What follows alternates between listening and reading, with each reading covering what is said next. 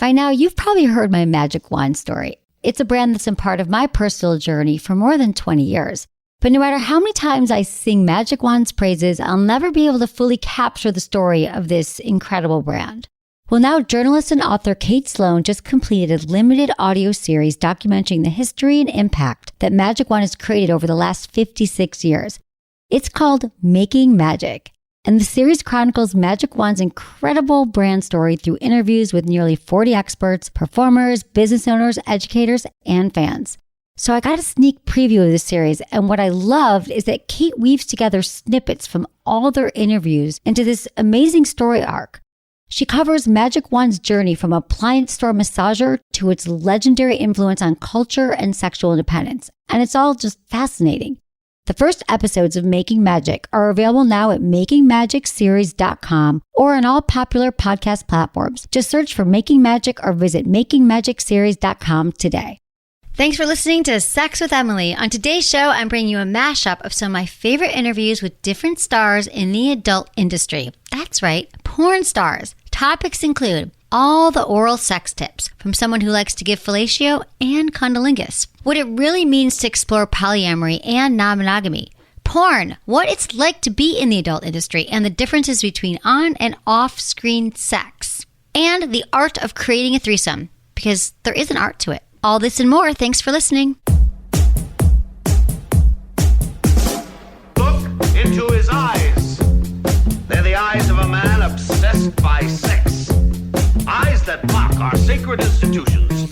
Bedroom eyes, they call them in a bygone day. Hey, Emily, you got a boyfriend? Because my man E here, he just got his heart broken. He thinks you're kind of cute. A girl's gotta have her standards. Oh my. Do women know about shrinkage? Isn't it common knowledge? What do you mean, like laundry? It shrinks? Can we not talk about sex so much? Are you kidding me? Oh my God, I feel so good. Being bad feels pretty good. But you know, Emily's not the kind of girl you just play with.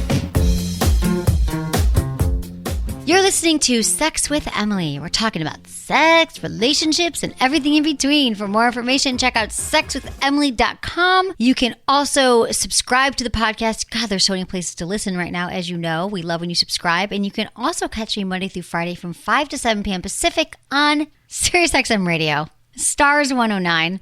For even more awesome sex talk, calls, all the things, you can get a free subscription.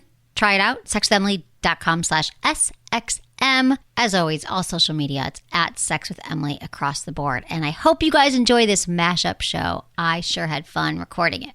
Oh, we've got Skin Diamond here. Hello. Hi, Skin Diamond. She is so sexy and beautiful. And Skin Diamond, when I first met you at the XBiz Awards. Yes. But I've known about you because you were also at AVN Awards and you won, like, what didn't you win? So she's a porn star, a nude model, born in the United States, raised in Scotland. And you won this year. Okay, so you've been nominated for 12 AVN Awards, 6 XBiz Awards, 5 Urban X Awards, XBiz Best Supporting Actress, Best Surprise Female Performer of the Year. So, okay, Skin Diamond, beautiful woman. I always like to ask women, bisexuals, women, who've been with a lot of women, what you find, like, is there anything, when you hook up with women, any good tips that you have, like oral sex tips about going down on women? I feel like women know best. Oral sex tips, I think taking it slow, lots of teasing, like not like kissing around the pussy. Right. And because then it's, and like biting the inside, like just little nibbles and stuff. And just taking things really slowly. Like, it's not a race. You can take your time to explore.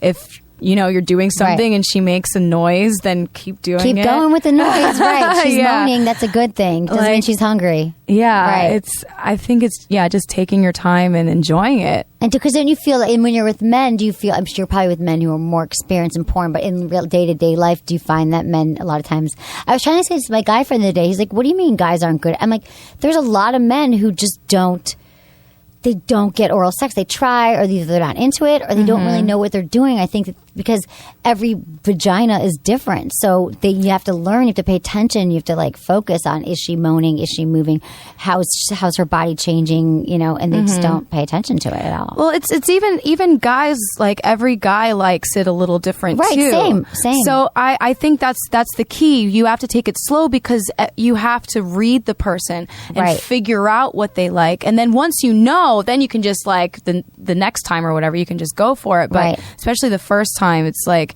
that's why I love sex, because it's different with everyone. Right. So it's always new. It's always fresh. Exactly. And it should constantly be that way. That's what, you know, I'd say one of the main points I make on the show over and over again is that your sex life should be expansive if you're especially in a committed relationship. It should be something that's constantly growing, that you're challenging each other, and you're doing new things and you're raising the level. And I don't mean raising the level to craziness.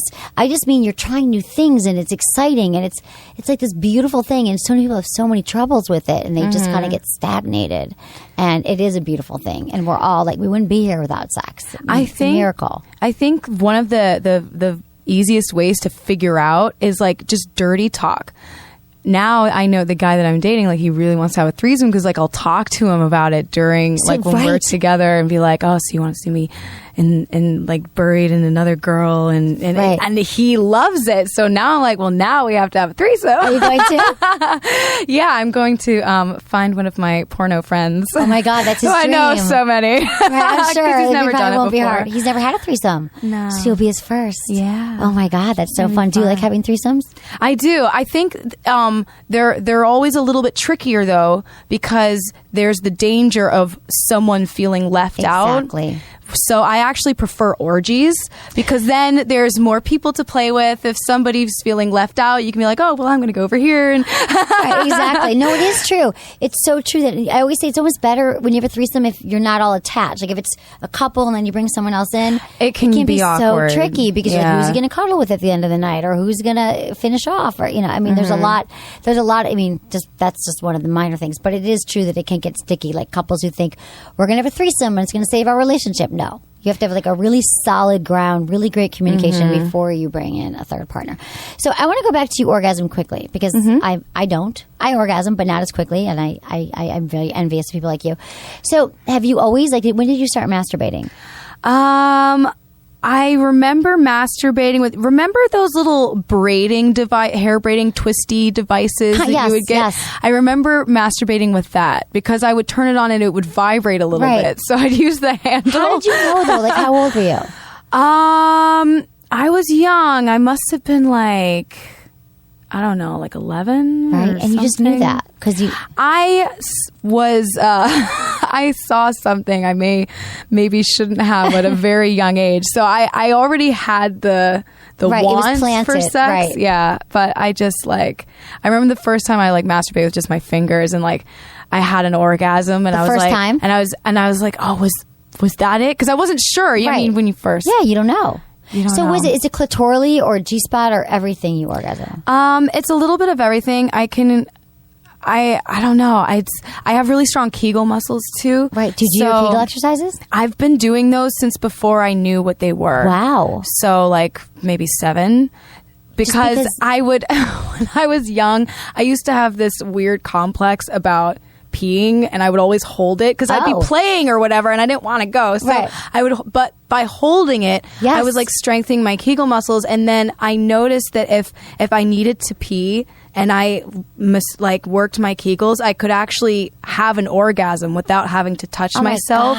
So like I'd be on the bus or whatever, just like silently. Right, silently, really, really happy bus ride home. Yeah. Well, Kegel exercises are so important if you don't know what they are. I have an iPhone app actually called Kegel Camp. Oh, really? Yeah, That's and awesome. every day it pops up on your phone. There's like a little reminder and it says you can set it any time of day and it's 5 minutes a day and it's my voice that walks you through it and there's 20 levels. So people get to they get harder and harder levels and people get to level 20 and like men, women, and they have stronger orgasms because of it. And I'm like, everyone needs to do it. Like they don't understand, but I love that you naturally did it. So you're just naturally born for this. It's true. Do you do them during sex? Yes, I do. That's how when I'm working, if the director is like, okay, we need you to have an orgasm, usually the girls have to fake it because, I mean, who can come on command if you're a woman? Right. But for me, it's a lot easier because I can just work my Kegels and I can kind of force myself to come. Exactly, which is a great tip for women. If you do have a hard time orgasming during intercourse, I'm telling you, download my app or just do it yourself. I think just the thing about my app that's unique is that just it reminds you, because they say do them at a traffic light, do them where we go, and no one remembers. So it's I'm doing mine right now. Right, time for now camp, and just 5 minutes, and you will see, like, within a month that you will have these orgasms, and you can do it during sex. But for me too, when I feel like it's coming, but it's, you know, when you feel like you're about to orgasm and you're not, like, I just do my Kegels and it's like boom, and it happens. So. You know what else is a really good trick? I do this accidentally. I hold my breath when I'm coming, but it's almost like a form of breath play, because when you're lightheaded because of the air deprivation, it makes the orgasms feel even cooler. Oh wow, that's a good one. I like it. So, because a lot of women hold their breath the whole time they're having sex, and I often think that prevents them from having orgasm. But you do it right before. Yeah, I do it as I'm coming. And which is why I think I'm always so out of it after sex, because I'm like... Right, you're like... I come so many Can times. you multiple orgasms? I always do. It's weird. I'm very, very lucky. I realize that I'm very lucky. Like I kind of want you to leave right now. But, so do you ever use sex toys? I pretty much use a Hitachi religiously. I actually just recently broke mine. I need to get into one because I use it so much. I have an amazing woman sitting here in the studio with me. Nina Hartley. Hello. Hello. Yay, I love the clapping. That's amazing. Nina is, if you don't know, which I can't imagine because everyone knows who Nina is, I feel, American pornographic actress, director, sex educator, feminist, author. You've been in how many films? About 900. 900 films. Ish-ish. And you're still doing films. Oh, absolutely. And everything. You're activist. You've done so many things. And I'm so in awe of your career and all the amazing things you've done. And we're going to talk about sex tonight. I mean, sex with Emily. Really? But if anyone, I almost feel like I know. How about that? Isn't it awesome? I know. And we're going to get into the stuff, all the things that you've ever wanted to ask Nina. And I feel like so many of my listeners, they need tips. They need advice, like for keeping their relationships interesting and how to have a spicy sex life. And I love oral sex tips. I always ask my guests. And I feel like you would have really good oral sex tips for women and for men. So we're going to get into that, Nina. Sexy voice. And Anderson, are you paying attention? Are you Anderson? Are you there? So I'm here with Anderson as well. And he's making everything run smoothly. I make things sound good. You make things sound pretty. You're not just a pretty face yourself. Make you sound pretty, as does Nina, and I just make sure that the levels are good. That's all I do. But you're doing good. Okay. So, Nina, yes. I don't even know. I was like, Nina, I'm like, there's so many things that Nina can talk about. And so I feel like, tell me what you're up to now. So, tell me what's going on in your life now that you're excited about. What are you working on? Nina.com, which is amazing. You have that URL. Right. Yeah. Nina.com is my website. pay site, and it's XXX. I do need to. I've been doing this 32 years since I started dancing, and 30 years in porn, and I am now old enough to have children in their 30s. But as I tell the young people with whom I work, I'm old enough to be your mother, but I'm no one's mother, so it's not creepy. Right, exactly. So I have been putting more energy into branching out just in terms of talking and teaching, because I've been a feminist my whole life, and so I remember the early days of the conversation about pornography and sex and sexuality and sexual expression from the 70s, and now I have 40 years perspective on how's that working for you. Right, exactly. So I'm the age of a lot of young people's parents, and so but I'm not a parent, so I'm not icky. Right. So I wanted to give back to the community. I want to talk to young adults about what I wish I'd known about sex when I was their age. So when you say young, you're talking about people in their 20s? I'm talking for me, 18 to 30. I'm 54. I could easily have a 30-year-old child without it being weird. Right. And if I'd had a child right out of high school, that person would be 30. Two of my favorite playmates were born the year I graduated high school, and they're 35. It blows my mind. But I see them as peers because they're adults. What do you mean your playmates? People that you play with, have sex with? Right. I am not a monogamous person, and I'm also queer, so I have a large circle of poly, bi, queer, non-monogamous, right, polymorphously perverse. Exactly. So I live a very sexually open lifestyle, and what people get confused about who are not wired this way is that they confuse open with anarchic, with like no rules at all. And what it really is, it's a kind of sexual orientation that works best when you keep it within people of your like orientation. Right. So people with whom I play, and for me play is almost always some kind of sexual intention, if not actual genital contact, are people who share my sexual values, my sexual outlook, most of my overlaps sexual philosophy enough that we can cohabit the same space and share some kind of mutual good time. And I don't try to do that with people whose sexual values and boundaries don't mesh with mine.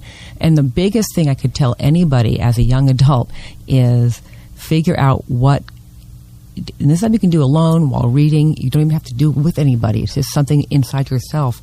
What do I seem to be? I'm strongly pulled toward monogamy. I'm strongly pulled toward non-monogamy, but I feel guilty about it because of what I've been told. So am I really monogamous and wanting a fantastical dream?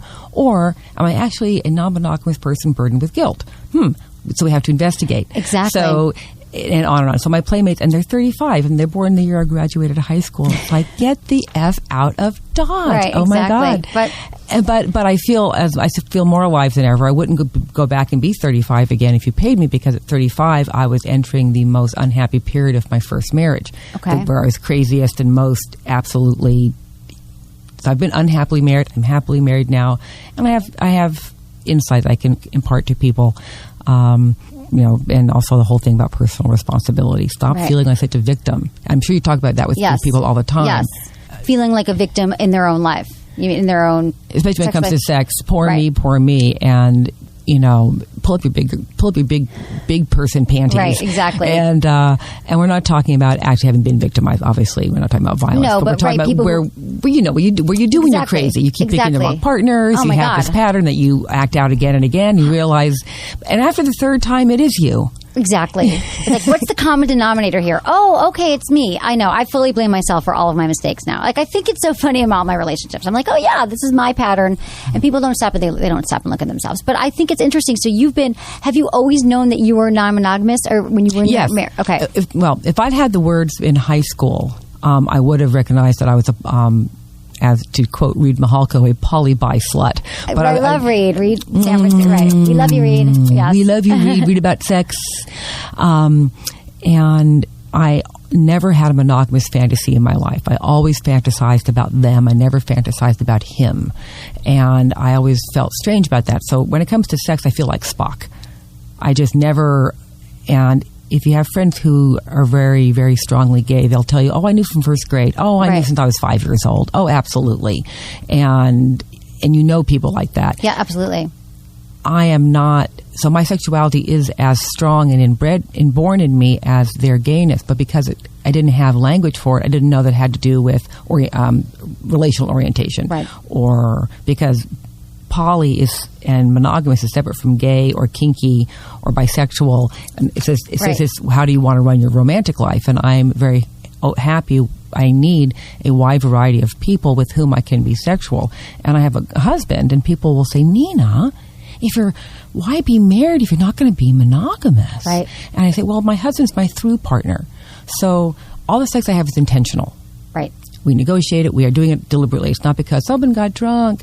So each time I'm with someone, that's a beautiful bead. Maybe this is a carved ivory bead, or this is a Murano glass bead, or this is a Hopi Indian bead. And I string all those beads on the through relationship I have with my husband.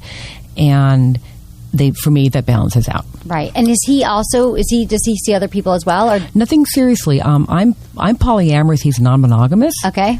but the orientations work well enough that we can make it work. My primary, when I got out of my first marriage, I knew that I would be single until I was dead and have cats and lovers before I would ever consent again to be with a possessive partner. I've been struggling with my guilt over wanting a non-possessive partner for so long. And I'm struggling over my guilt about desiring multiple people because person A would get so hurt that I expressed an interest in person B because person A felt that my interest in person B therefore meant less for him or her. Right.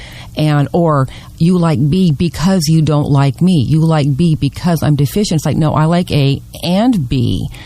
And there's enough for everyone, right? And as a poly person, A is A. Nothing else can be A, and nothing else can be you can't. They don't compete. Exactly. So if there's for example, another slender, attractive, accomplished, intelligent young brunette woman over here who can rock the plaid pants, which I no longer bother trying to wear, and if there's someone who on the surface of it looked a lot like you, I would not be confused because you're you.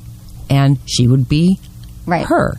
And so you vibrate this string in that harmonic resonance way, and she can't pluck your string. Right, exactly. Only people you get or jealous you. And they're possessive, and so I totally understand. Do you think that there's a lot of people, do you find, that would be non-monogamous or polyamorous if they could, but they don't even think that's an option because they have to be monogamous? Or do you think really like a lot of people are, still doing that? I think a lot of people are suffering through monogamy. I think monogamy is an honest orientation. I think a solid 20% of people are truly monogamous. Right. One partner is all they want, and they're devoted their whole lives, and it's not a burden. And it really it's what they are. They want. They chose it, right? They are it. Right. This is it. I met your mother when we were 15. I fell in love and never looked at another woman since. I've met enough couples like that to know that for some people is true. And then there is 20% of the people like me who are fully acclimated to a functioning, healthy, non-monogamous relational style and have a good partner and are okay with that. And the other 60% are struggling with some balance of it. So it's not that I think more people would be non-monogamous. I think more people could be more open and fluid than are now if it were considered a healthy option. Right now, monogamy is the only thing that's healthy and normal and mature and respectful. I would never put up with my partner. You let him do what? Right. You let her do what? It's like not letting. Right. So clearly, I can't be with someone like you. And I tried that. I tried very hard. I fail at monogamy. I completely incapable. I did too. I ended up being a cheater. Right. I ended up being a liar. I ended up withholding. It was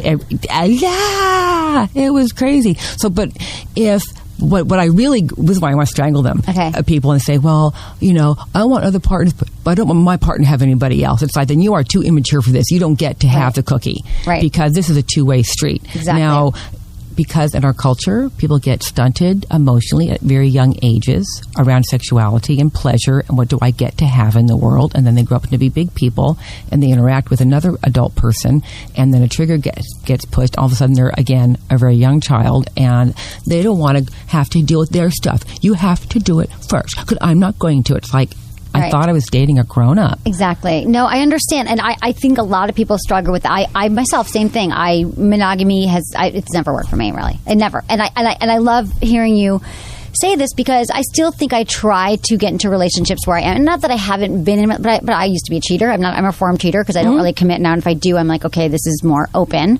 But it's something that I never wanted from a young age. I've never wanted to get married. And I kept thinking that.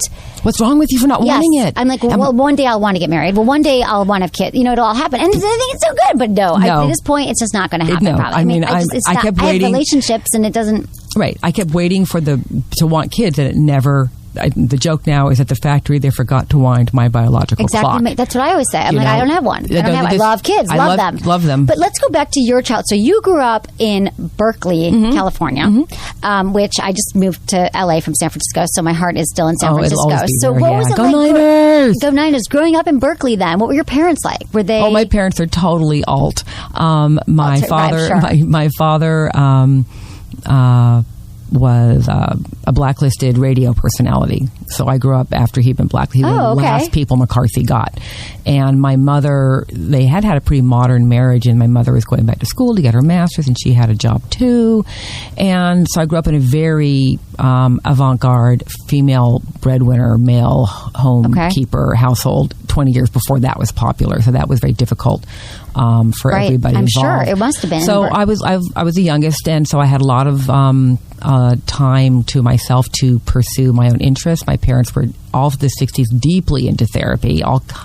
Girl, I can tell you everything. Right. You got and in 1969 they found Zen Buddhism and started studying that seriously. In 1973 they quit. My mother quit her job and they became full-time students. And my mother is a senior priest at the Zen Center in San Francisco. Oh, she is? She still is? Yeah. Oh, wow. So they found I'm so grateful because being 1969, it could have been Est. It could have been Hare Krishna. I was going to ask you if it was Est. It could have been Scientology. Thank God, it was Zen. No, that's what I was going to say to you. Thank God. So then your parents did that, and then Excuse me, I'm sorry, guys. What is Est? Oh, Earnhard seminar training. If I don't know, other people I'm don't glad know. you're asking. It was this like hippie. It was the first cult of personality. I'm okay, you're an asshole. Is that what it was? You heard about things where they keep you in the room all day to, when you're hungry and tired, you need to go to the bathroom to break your ego. Yeah. I mean, it was like a spiritual people. Remember like Landmark Forum? Have you heard people do that now? Well, I think Landmark Forum is a descendant of Est. It's kind of like... What about the thing where people screamed? That's primal scream therapy. My parents tried that. She's probably done everything. Berkeley in the 60s. Berkeley in the 60s. I mean, seriously, like what else do you have to say? Apparently that Tears for Fears song, Shout, Let It All Out, was all about that. Oh, was it?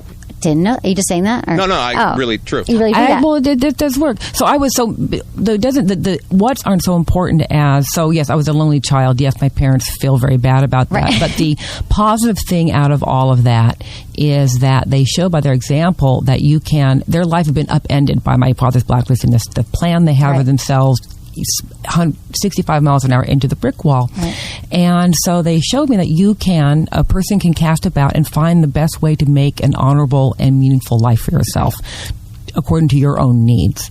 And for a proto-queer kid who didn't know that word yet, it was very, very liberating because part of what they also looked at was sexuality. And then there was a feminist movement where I got some of the source material because of these brand new ideas. And so there was, before the anti-pornography feminists took over the whole wing of feminism, there was actually quite open discussion about sex workers' rights and when women's bodies beautiful. It was this really great, so it was very empowering that the thinking about. Right, exactly. But I was younger enough that I wasn't fully an adult. I hadn't become an adult in that environment. So I was reading people's projections on a utopian way of being around sexuality young enough that I grew into it. And you lived it, and you were living it now. And if I'd had a little more you effing F, I would have not put up with some of what I put up with. I was a bit. I was quite codependent for a number of years. Okay. And so in my secret mind, I wanted to be braver like Betty Dodson. In my real life, I just couldn't quite break that pattern until I finally did at 40. It's like, oh, I'm holding myself back. All right, guys, we're going to take a quick break, and when we come back, even more porn talk.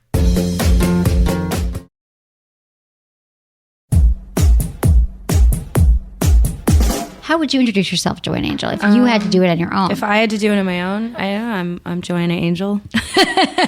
I'm a director and a porn star. I call myself a porntrepreneur. Porntrepreneur? Yeah. I love it. You are a porntrepreneur. Yeah. Right. I kind of do like a little of everything in the adult industry.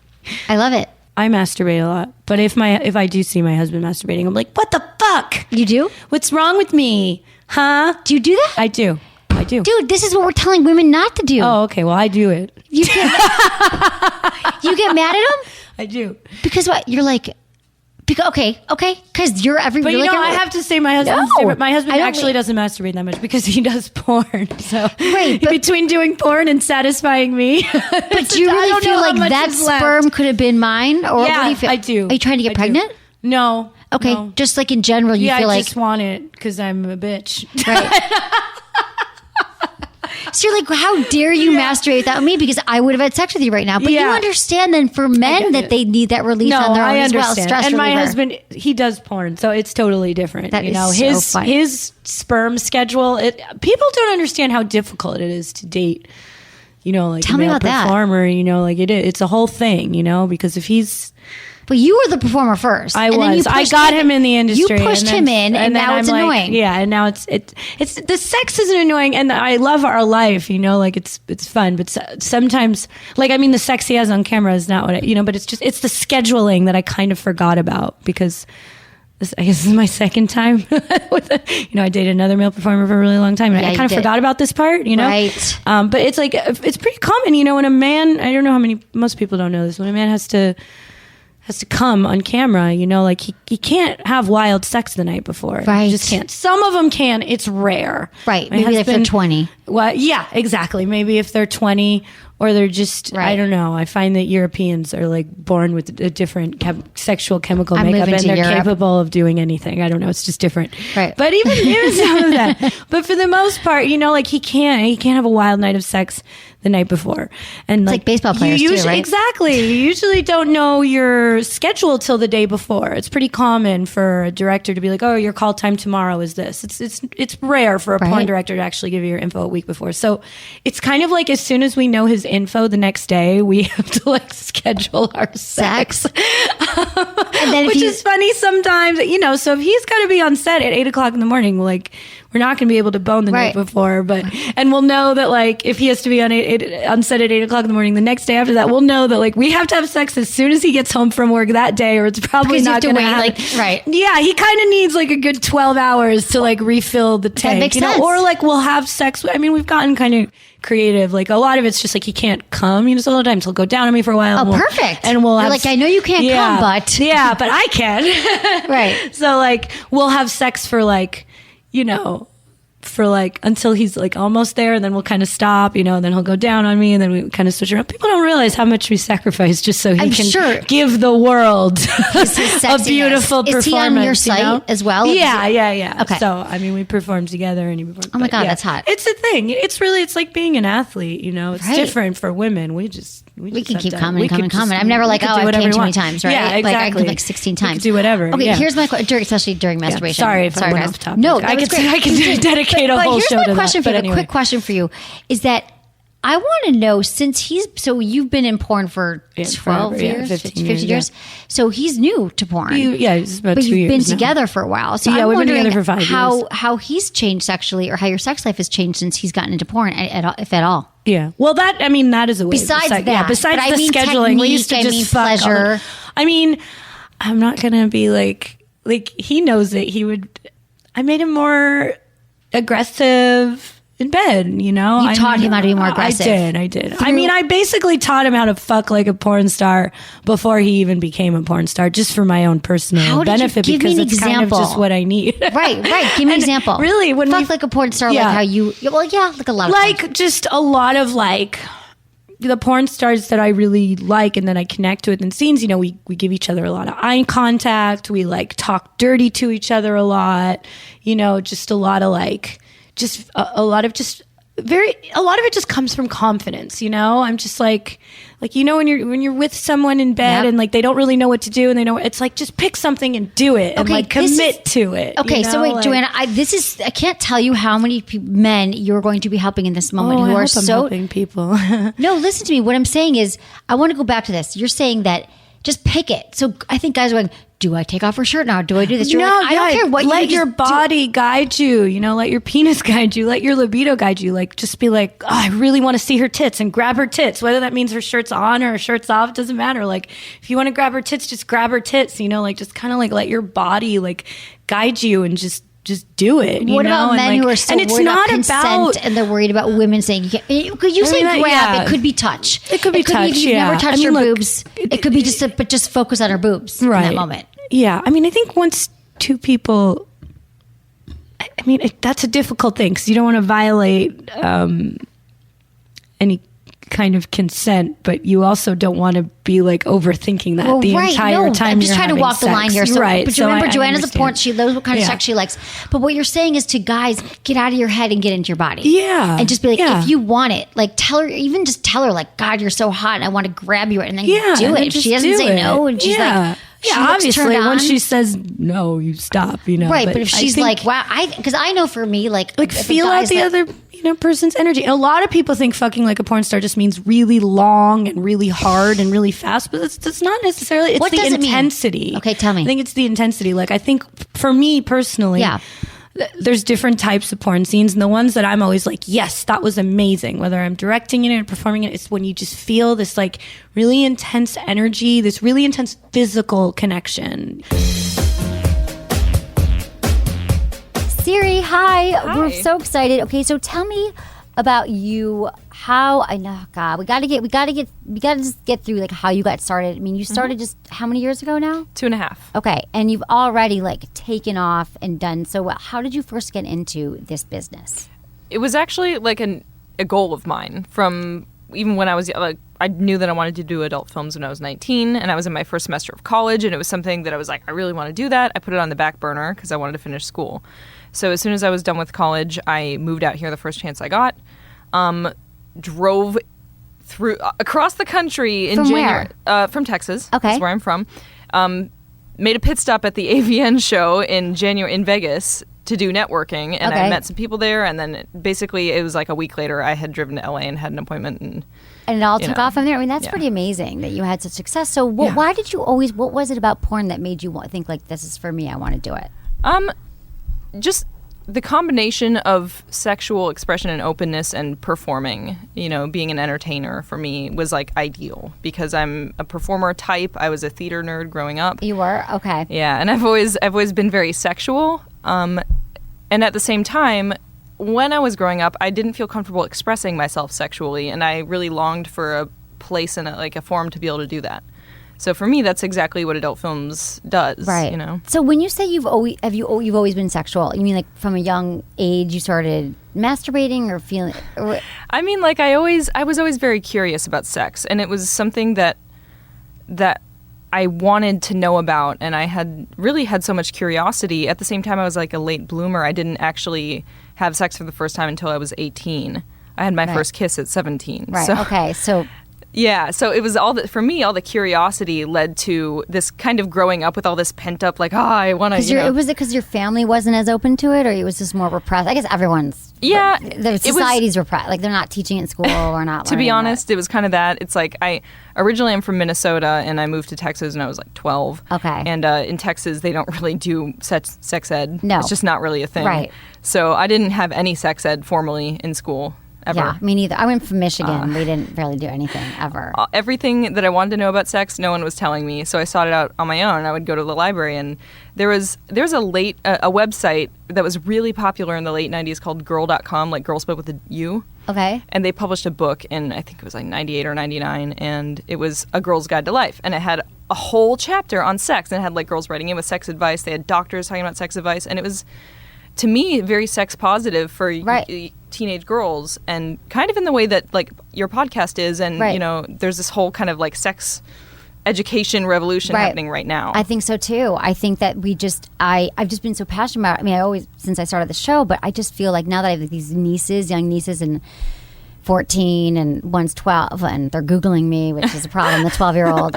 But it's like, I just know that even my sister was like, how do I talk to her? Like, there's not a lot of information out there, like how you talk to kids. It's just been so passionate about lately that we just need. And I think for women, the key is like getting them to know, like I didn't even masturbate. It didn't even occur to me. I didn't even think of it. I didn't know to do it. I wish that it was taught for women to feel more empowered sexually, that it wasn't about pleasing your partner. It's about understanding your own body first and all that stuff. So yeah, it's important stuff. So what? So you do a variety of different kind of porn and styles and genres. So what's your favorite style to work in?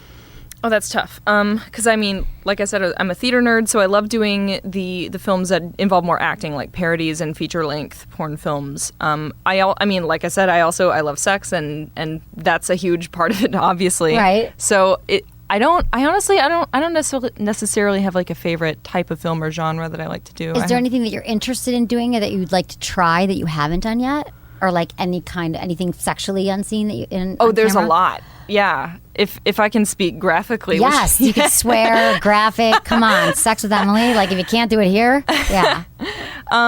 There's a lot that I have not done on camera that I've maybe done in my personal life, but I've kind of been holding out on camera because, well, for me, it's about, I really want a career and I want longevity. Right. So the longer I wait to do exactly, more you want to blow your load, things, so to speak, early on. Yeah. I got it. So, but so far you're happy with what you've been doing. Oh yeah, so far I've only done like what in the industry is like kind of straight boy-girl sex, and but you haven't a girl. I do girl stuff. Okay. But by boy-girl sex, I mean no anal, no like. Right.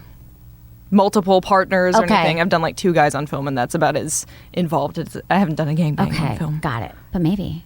But I've done it in my personal life. Have you? Yeah. You had a gangbang in your how did that happen? A couple times. Okay, but how did that happen? A gangbang in your personal life? Like, did you send out an Evite? Like, what? How does it work? Well, I'm married. My husband and I are swingers, so that's really how. I've had one formal gangbang and 2 like less formal ones that kind of just happened in a swinging scenario. Right, organic gangbang. But the one that was actually formal was a birthday present from my husband. Like he arranged it and surprised me with like that's amazing. with like 6 guys at our house. How does people are just like, what, your husband? People don't understand that could even exist, that your husband, but that's swingers, but that you would want to watch you.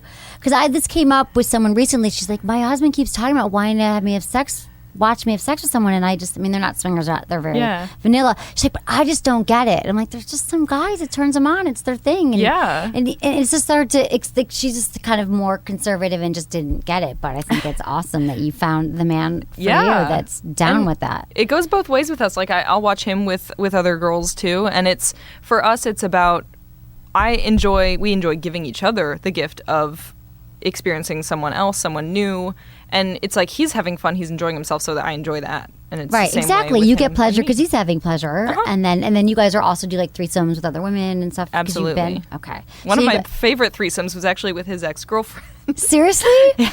She's a really nice girl. Really, that's awesome. And okay, so he got to hook up with his ex-girlfriend again too. Then yeah, that's nice. So that's really funny. That was you're like, I get why you like her, because we both like the same guy. So you guys probably got along well. It makes sense. Totally. It's a good way to like vet your partners and stuff. So you consider, so you're bisexual. Yes. And so are you ever with women on your own, like without your husband? Yeah, it's. I mean, it's not like super frequent.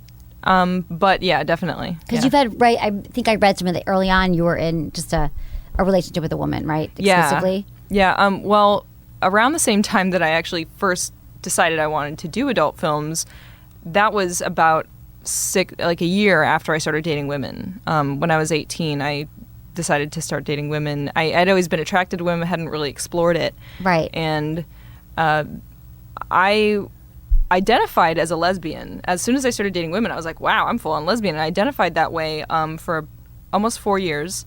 And then toward the end of that 4-year period, I realized I was having attraction to men again. And so it was like, no, wait, I guess I'm not. I guess I've always been bisexual, and, you know. When did you know you were bisexual? At what age? Like, was it a younger age that you thought that, or was it when you got older that you started feeling more attracted to women? It was at a younger age. I mean, the first time I knew I actually had a crush on a girl was like 7. Wow. Okay, that's great. I mean, no, that's what a lot of people say. They knew at a young age. I always had crushes on boys and girls at the same time. Like, see, when I was in that's so it makes sense. Camp. You're like in the right place. Is there ever any time though when you're on camera, like beforehand, do you meet the people beforehand before you go on camera with someone? Like, what if you're not that into them? Like, how do you get yourself into it, turned on? Like, do you just fantasize of something else, or you're just like, this is my job, I'm getting paid, I'm going home, I'll be with my husband? Like, what do you do? Well, part of that is. Partially, it's not even an issue just because I've been in the industry for 2.5 years now, and it is a small world. So the majority of the time, I already at least know the person on some level. Right, because it's all the same. Yeah, and usually if I don't know the person, I prefer to work with people that I've met like once before, just because, you know, it's like then I feel like if I haven't met them before, then I really talk to them before a scene and get a sense of. And is there a certain protocol that before the scene you do have to kind of say, this is what I'm into, this is what I'm not, this is what goes? Oh yeah, that's kind of an unwritten common courtesy kind of thing of porn is, you know, you ask your co-star, what are your likes, what are your dislikes, what's off limits. Just general boundaries, you know. Exactly. So what's off limits, do you say is off limits for you? For me, it's really not that I'm not into pain, because there's a time and a place for that. Like, I can be into like a little bit of pain, a little bit of power play, but most of the time that's off the table for me unless I'm really in the mindset for it. So that's one of those things. But I really enjoy dirty talk. So for me, I have more turn-ons than I have turn-offs. Right. So what's your turn-on? So dirty talk is hot. Dirty talk is a huge one. You like talking dirty and being talked dirty too as well, back and forth. Right. Oh yeah. Yeah. Yeah. Me Absolutely. Too. How would you do? Can you do like some impromptu dirty talk? How would you teach people? Oh my God, please. I'm probably going to be too flustered to do like, that. I had a woman at a party like the other week. She like pulls me aside. This happens at parties. she's like, I hear what you do, and my new guy over there, he wants me to talk dirty, and I don't know how to start. She's like reading books. I'm like, you just kind of gotta like talk about what's going on in the moment. For me, it's like, that's why when you're like, can I do it now? Probably not, because for me, it's so in the moment. Right. It's like I pretty much just say whatever pops into my head when I'm having exactly. sex. Well, it's true, because for women too, not that all women are into it, but like the brain is our largest sex organ. Like we want to hear words. Like that's what really turned us on, and men too. But for women, I think especially, a lot of us. A good place to start, I think, is just telling the person, like verbally expressing what you're feeling. Right. Like, oh my God, that's so deep in my pussy. Right. Like, just tell the guy what you're feeling. And it's use the like, word pussy, not vagina, right? I've used the word vagina. Right. Be like, you're deep in my vagina. Like, you're like, what? Are we having like a gynecological exam? No, you want to say pussy. But yeah, explain how you're feeling or what you want. Like, I can't wait to have your cock inside me. Yeah. Yeah, that's what you do, people. You just start explaining what you're feeling in the moment. All right, guys, thanks for listening. I hope you enjoyed the show. I love you all. I love my amazing team. Thank you, Ken, Michelle, producer, Jamie, and Michael. Was it good for you? Email me, feedback@sexwithemily.com.